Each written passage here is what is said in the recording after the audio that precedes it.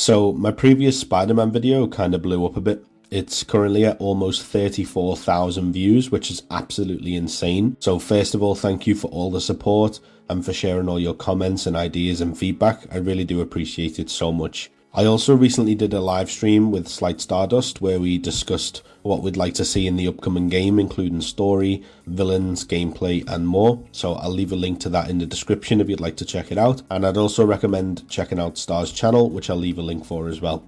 A few people said in the comments that they'd like to see a similar video to the web swinging focused one discussing combat, and the more I thought about it, the more I realised that I do have quite a bit to say on that subject as well. It would really help out if you dropped a like on this video if you enjoy it, switch it to a dislike at the end if you change your mind, it really helps me improve, and subscribe to the channel if you haven't already. So without further ado, let's talk about the combat. As I said in the previous video, I think the best way to improve the current series is for Insomniac to find a balance between what they excel at and what the older games did really well. And the same holds true for the combat. Last time I went all the way back to the original Spider-Man 2 from 2004. The combat from that era of Spider-Man games was honestly nothing to write home about. It was mostly just a standard beat-em-up brawler shenanigans. It wasn't bad for the time, but it was just pretty basic and served its purpose as a movie tie-in game. They certainly didn't go above and beyond for the combat the same way that they did for the web swinging. The first game to truly elevate combat to new heights for Spider-Man was undoubtedly Web of Shadows, and we're going to be talking about that game quite a lot.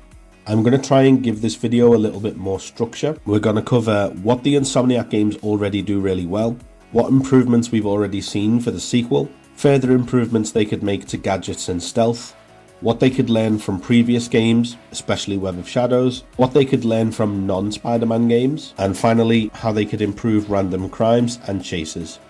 So onto the first section, what is Insomniac already doing really well? Marvel's Spider-Man and Miles Morales already got a lot right. One of my favourite features is being able to dodge onto a surface and rebound into an enemy, usually sending them flying into some sort of breakable object or bouncing off the bonnet of a car, causing a dent, or straight off a rooftop to their doom. Well, kind of. All of these combined give you a sense of being tangibly connected to the environment. Combat has an effect on the area around you, and you can use the environment to your advantage in multiple ways. Enemies can collide with each other, objects can be thrown, projectiles can be caught in the air, you can web enemies to surfaces in multiple clever ways. It's far beyond the days of simply punching, kicking and webbing people up. When you combine the reactive environment with your gadgets, you can get extremely creative. There's a decent amount of enemy variety, especially in Miles Morales, and everything that they got right in the first game, they pretty much improved with Miles' game. Being able to mix up his unique bioelectric attacks felt super satisfying, alongside a streamlined set of gadgets, and his takedowns were much more fluid and in line with the flow of combat, and generally his animations overall are quite simply superior to Peter's, which is also true for the swinging. It was a massive step up, and I hope we see a similar leap in quality for Spider-Man 2 for both Miles and Peter being brought up to that level. So what improvements have we already seen? Now it's time to dissect the gameplay demo of Spider-Man 2 and look at it more closely. The first thing you'll notice is that at no point in the gameplay did the person playing have to pull up an ability or gadget wheel. This was a problem in the first game. It disrupted the flow of combat when you wanted to switch to something else, and it just felt like it slowed things down. Instead, we now seem to have abilities and gadgets mapped to L1 and R1, and the main buttons X, triangle, square and circle. This is a fairly standard setup for RPG games such as Assassin's Creed Odyssey, for example, and honestly it's a great solution for being able to use all your powers on the fly without breaking up the combat flow. So rather than having to hold L1 to bring up a wheel and then select a tendril attack, for example, you just simply hold R1 and press square and you'll immediately use that attack. If L1 and R1 function like this, that gives you a possible total of 8 usable abilities or gadgets without having to access a menu. It's likely that we'll be able to equip some sort of loadout, switching out slots for these hotkeys to suit your playstyle. This is an awesome change, and I assume that tapping R1 is still the standard web shot, so that's actually 5 usable gadgets, and I think tapping L1 will be the parry system, but that's speculation at the moment, but that's what it looks like in the gameplay. Based on the recent Hot Toys announcements, it looks as though Peter will have access to both the symbiote and his mechanical legs at the same time at some point in the story, and likely after the story has been completed. So if this hotkey system is customizable, we may be able to mix and match our symbiotic and mechanical arms abilities as we see fit. In Miles' case, he now has access to two different types of bioelectric attacks, yellow and blue, and players have speculated that these new blue powers are a result of Miles' absorption of new form at the end of his solo game, and that makes a lot of sense. So again, if we can mix and match our powers in a loadout, we probably get to choose which ones we prefer, and the same goes for the gadget hotkeys as well. This should have a huge impact on the flow of combat, and also how you create your own combat style as a player. I was going to say that the Spider-Man games could learn from the Arkham games, in that those games allow you quick and easy access to gadgets via controller shortcuts, but it seems like they've already solved that problem in their own way, which is great to see. If we still get suit powers or ultimate abilities tied to L3 and R3, and powers such as invisibility tied to the D-pad, that's a huge variety of combat and stealth options, all linked to simple button presses. Lead designer Brian Inzahar said that they always think of the Spider-Men as being acrobatic improvisers, so being able to combine all these attacks really fluidly is really going to help sell that fantasy. We also see a contextual attack against the wall, and this was recently confirmed to be completely dynamic. You simply need to attack an enemy near a wall to trigger it, and the more you mash square, the longer Spider-Man will kick. One of the most disrespectful moves in gaming, if you ask me, in a good way. I'm curious to see if there'll be more contextual attacks like this for different situations or against different surfaces. And we see the new bioelectric powers and gadgets for Miles, again tied to the shoulder buttons on the controller. I love the web grabber as a potential replacement for the gravity well. I think gadgets should always be web themed as much as possible, but a little bit more on that later. There's also a stealth multi-takedown, and it wouldn't be a sequel without doing a double takedown, so that's great to see. I love that we can dodge in the air while keeping up our momentum when using the wingsuit, and I hope there's a way to dodge like this in the air while swinging, rather than just zipping to the side. I talked a bit about this in the web swinging video, so I'll leave a link in the description if you want to check that out. It seems like vehicles take more damage this time around, so I'm interested to see if that will play into the combat in a bigger way. Now for some further improvements that they could make to gadgets and stealth. So we've seen contextual attacks in combat. I'd love to see something like that with stealth, which we had in the Amazing Spider-Man 2. For example, if you use a stealth takedown on an enemy near a wall, Spider-Man would instantly web them to that wall. I could see stealth gameplay being expanded on with the symbiote, which would be awesome. More use of shadows and dark areas, and maybe a fear mechanic of some kind. The stealth in the first entries was passable, if not a little basic. It doesn't need a huge amount doing to it, because after all, it's not a stealth focused game, but some improvements would be nice just to spice things up. I feel like new gadgets and double takedowns are already going to help a lot with that creativity. I assume that the web grabber is replacing the gravity well, which I'm happy about, because I think over-the-top tech doesn't really suit Spider-Man. How's this guy struggling to pay rent, but he can also develop gravity tech? Make it make sense. There's an element of feasible DIY plausibility with web-based gadgets, or at least it's easier to suspend your disbelief. But when he's creating an anti-gravity bomb, I don't know, it's a little bit far-fetched even for Spider-Man. I can't quite suspend my disbelief that Peter's broke when he's suspending 10 guys in the air with an anti-gravity device. And I know it's just meant to make gameplay more diverse and fun, but there are ways that they could do this with web gadgets. Suit powers I'm willing to be much more lenient on because of the rule of cool.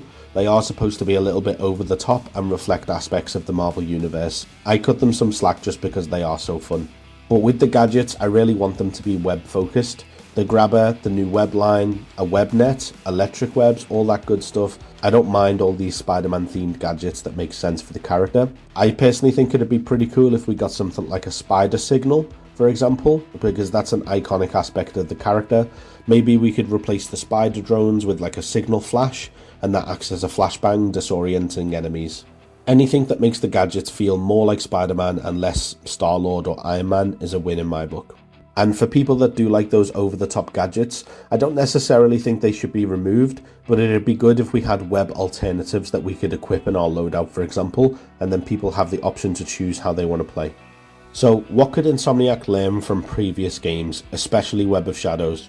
Now, I'm going to preface this with some complete honesty. I've never played Edge of Time or Shattered Dimensions. I know some people are going to consider that sacrilegious, It is what it is. I just had no interest in a linear Spider-Man game. I always prefer open world when it comes to Spider-Man, and I can't comment on what Insomniac could learn from those games. But what I would like is, if those who have played it, let me know in the comments down below what features you'd like to see return from those games. Educate myself and those who haven't played them before, and that could be an interesting discussion we could get going in the comments. Now, I have played Spider-Man Web of Shadows for hours and hours and hours. There are many memorable things about that game, but the most memorable thing for me is the web strike. Now, it's a staple mechanic for Spider-Man, being able to pull himself towards enemies and punch or kick them in the face, but no other game does it like Web of Shadows. Here, presentation is everything. The exaggerated poses, the brief slow-mo, the camera angles, it's perfection. It's perfect. Perfect. Everything, down to the last minute details. Functionally, it's no different to pressing triangle in the Insomniac games and zipping straight to an enemy, but it's all about how it looks, how it feels to pull off, and that really says a lot about the presentation of a mechanic and how it can make a huge difference in how the player feels about it. It does have some functional difference in how you follow up after the web strike. In the Insomniac games, you can carry on with your combo, slide under or rebound or uppercut, basically any of the other standard attack types, which is fine, but in Web of Shadows you have a complete set of unique follow-up combos dedicated to the web strike, as well as different ones based on the red or black suit. You can perform an air attack, you can surf an enemy onto the curb, or you can blast them back with tendrils. It's absolutely insane. And that's just the beginning, because the web strike leads into other unique aspects that this game offers. You don't just fight on the ground, you can fight in the air as well. And you might say that you can fight in the air in the Insomniac games. Yeah, but not like this. Now, admittedly, this isn't so much an issue with Insomniac's combat as it is with their enemy types. The air combat that does exist is actually quite functional and looks great when you pull it off. Peter and Miles can use unique aerial takedowns, they can swing kick, there's plenty of options for launching and juggling enemies into the air. The problem is that there's only one airborne enemy type in Spider-Man, and I don't think I can recall any in Miles Morales if I remember correctly. In fairness, Miles does have better enemy launching powers, so you can create your own aerial combat opportunities, but it would be great to have a variety of actual airborne enemies that tested your ability to fight without touching the ground. Web of Shadows has sections that are almost entire set pieces filled with aerial combat, and you have to use them to reach an objective. Combined with the cinematic web strike, it really is so good. The good news is that what we've seen of the new aerial enemies in the trailer, as well as Miles attacking them, it looks like he could be going from one to the other, maybe using new air combat mechanics. I really hope this is dynamic and it's not just a cutscene or quick time event. It would also be great to have a larger investment in air combat due to the web wings. If we can essentially fly, it makes sense to give us more air combat options. And not only can you fight in the air on Web of Shadows, you can also fight on walls. It completely flips the perspective of the camera, allowing you to combat enemies on almost any surface. Even the web strike camera angle realigns to this perspective, giving you some mind-boggling cinematic angles where the city appears to be upside down. It's incredible. Once again, wall combat has its own unique attacks, and this ability to fight essentially anywhere truly makes you feel like Spider-Man. I mean, after all, one of his powers is perfect equilibrium, which means that he has a perfect sense of balance regardless of whether he's on the side of a building, upside down, or in the air. And Web of Shadows really does let you experience that. Now, wall combat is more of a challenge for Insomniac. They have a much more richly detailed world. Walls aren't just simply flat textures, you've now got window ledges, fire escapes, brickwork, and in the case of Spider-Man 2, even open windows with people leaning out. And this increased geometry creates problems for wall combat because the combat system would have to accommodate for all these small details. I don't think wall combat is impossible for Insomniac to pull off, and I have no doubt they could do it, but they may have to limit it to certain flat surfaces, otherwise you might end up with a lot of clipping issues or bugs that takes the player out the experience. Maybe expanding these environmental attacks or takedowns onto various surfaces is a way to get around that, so the player can use walls in a creative way. Insomniac have already done a great job with this and how webbing enemies to surfaces works, so I'm sure they could find ways to take that further. Everything I've mentioned also applies to the boss fights, which are arguably one of the weakest aspects of Insomniac's games. When I first fought Doc Ock, I didn't notice how basic this fight was because I was so emotionally invested, but on replays, especially the last part of the fight, it's almost laughably easy. Contrast that to the fight against Wolverine, who would slam you into walls, fight on any surface. It was completely unscripted, and it actually felt like a one-on-one beatdown without reliance on web, dodge, attack, web, dodge, attack. For physical threats like Venom and Kraven, Insomniac needs to take their boss fights to a more engaging and visceral level. A perfect example would be the Deathstroke fight from Arkham Origins. We have loads of gadgets and abilities at our disposal, but Insomniac seems content to let us use attack, dodge, web for the most part.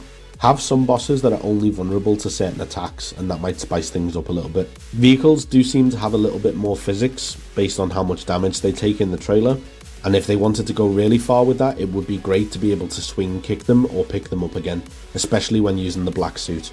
Web of Shadows and the Amazing Spider-Man games had really large enemy types as well. And I'm not just talking brutes, I mean huge mechs and absolutely enormous Godzilla-sized robots. I don't think they need to go quite as big as the Amazing Spider-Man games, but I'd definitely like to see some of these larger enemies roaming the streets. They felt like mini boss fights for each faction, and it was especially cool considering that Spider-Man was strong enough to swing kick them into the air, so you ended up with these really epic street battles. As I mentioned with my previous video on the web swinging, I'd love to see Insomniac allow players to shoot webs while moving through the air. We could have the standard web shot while pressing R1, and a moving web shot while aiming with L2 and pressing R1. This could add a lot to car chases, allowing us to web up criminals through the window before approaching the car. But also in standard combat, it's a way to keep up momentum while manually being able to aim at targets. And since that last video, I also thought about another way that this could be used. While replaying Remastered, I realised that we can actually aim while swinging from a web. So if we're swinging, Insomniac could make it so that when we aim, that takes over the swinging button, allowing us to take our finger off R2 and start shooting webs during the swing. Basically like a webbing drive-by. Swing by? So what could Insomniac learn from non-Spider-Man games? At this point, it's hard to talk about superhero combat without bringing up the Arkham free flow system.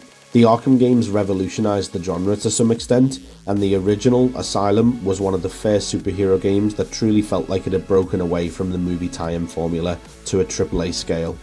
I love these games and the combat is a lot of fun, but I'd argue it actually feels a little too superhuman for Batman at times. The Insomniac games do feel like they have some of the Arkham DNA, but one of my main issues is that Spider-Man's main combo is honestly a little bit boring. It's the same group of attacks every single time, with very little variation based on positioning or distance. Whereas in the Arkham games, Batman has a wide variety of attacks and movements based on where the enemy is relative to him and the direction that you're moving. It's actually almost absurd, to the point that he will fly across an entire room just to punch someone in the head. It feels a little bit out of place for someone that isn't actually superhuman, but for Spider-Man this would make a lot more sense. Spider-Man relies on the web strike for out-of-range enemies, and there's an argument to be made that a mechanic being required for reaching out-of-range enemies is more engaging, but I do also think that Spider-Man's strike range could be increased given his extreme strength and acrobatic capability. I'd also love to see a greater variety in his strikes. It would be cool to get some new types of combos, such as delaying the next press of square to perform a different type of attack, similar to God of War. It would also be interesting to have a double takedown system. For example, if you fill 2 takedown bars, it allows you to take out 2 enemies at once, similar to Assassin's Creed, or a double counter from Batman. And finally, the random crimes and chases. I already talked a lot about how I change up car chases in the previous video, so again, I'll leave a link to that if you haven't checked it out. But as for chases overall, it would be great to get new types of vehicles for random crimes, such as helicopters or truck convoys. Imagine a random crime having the same cinematic quality as a main mission from the first game. In my opinion, there's no better way to say it's a big sequel upgrade. Miles Morales improved on the random crimes a little bit with the transport signal mission. It felt like it had some scale, but they could take that a step further. We could even have a rare type of crime called raft breakouts, where a random villain escapes from prison. It could be Shocker robbing a bank, chasing Vulture, or stopping Electro from absorbing a power station. This would essentially give us endlessly replayable boss fights, which would be awesome. So that pretty much wraps up my thoughts on Insomniac's combat and how to improve it. Thank you for taking the time to watch this video. I just have a quick announcement about some recent updates to the channel. So you might have seen from a recent post that I've hit the requirements for being on the YouTube Partner Program. Just wanted to say a huge thank you because this wouldn't have been possible without your support, especially in such a short amount of time. I'm currently looking after my kids full time alongside content creation, and I really want to make this my full-time job going forward. I'm really enjoying it a lot. I really enjoy reading all your comments and planning out my next videos. Speaking of which, I've recently posted an overview of what to expect over the coming weeks and months, which will of course include Spider-Man and Assassin's Creed coverage. I've set up the option for subscribers to activate memberships on the channel. It's completely optional and only if you're in a financial position to do so. It's a way that you can show some extra support, which I'll be investing directly into better content, such as upgrading my editing software, a better microphone setup, and eventually I'd really like to start developing concepts for games on Unreal 5, so saving towards a PC as well. In return, you get some extra cool features. I've commissioned an awesome channel badge and emote from Pleb A on Twitter. I'll leave a link to their page in the description if you'd like to check out more of their work. You'll also have priority replies to comments, exclusive member polls where you can vote on future channel content, and access to a Discord that I'm setting up where you'll be able to talk to like-minded people about games and ideas and have shout-outs in my videos. There's also the option for a one-off thanks, so if you really enjoy a particular video, you can show a bit of extra support that way. But again, please only consider doing this if you're financially in a position to do so. I know times are tough out there at the minute. For anyone considering becoming a member, a massive thank you. It will help the channel improve and grow, but just views, likes, shares and comments mean so much. So thank you to everyone that's been watching and engaging with the channel. Once again, thank you for taking the time to check out this video. Don't forget to like if you enjoyed it or dislike if you think it can improve. Subscribe if you haven't already for more content like this. I'll see you in the next one, and as always, have a great day wherever you are.